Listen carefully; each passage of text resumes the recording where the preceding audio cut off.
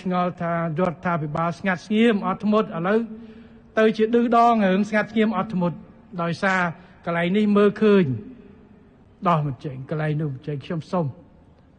ឲ្យបងប្អូនយល់អំពីអត្ថប្រយោជន៍របស់វា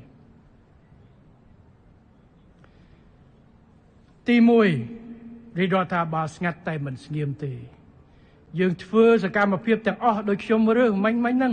អភិក្រម2នេះសម្រេចបានមិនមែនដោយចៃដន្យទេគឺយើងធ្វើការងារសកម្មតម្រាំតបានបត់ឈប់បាញ់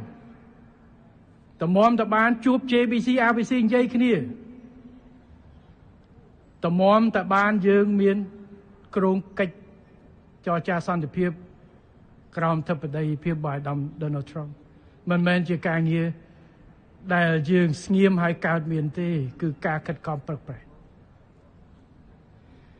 ទី2រដ្ឋាភិបាល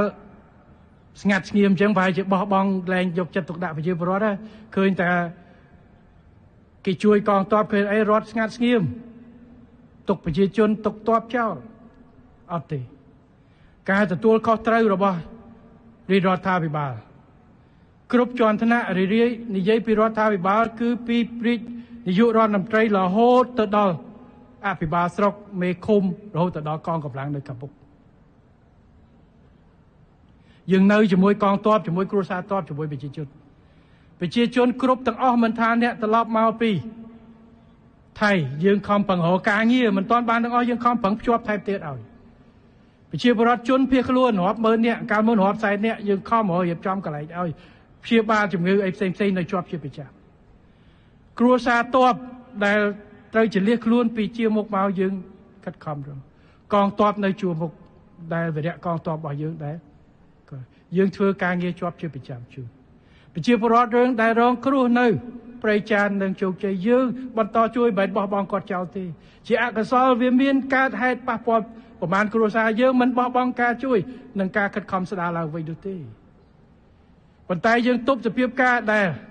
បើសិនជាយើងមិនស្រួលមិនមែនមានតែប្រមាណផ្ទះហ្នឹងទេពេញភូមិ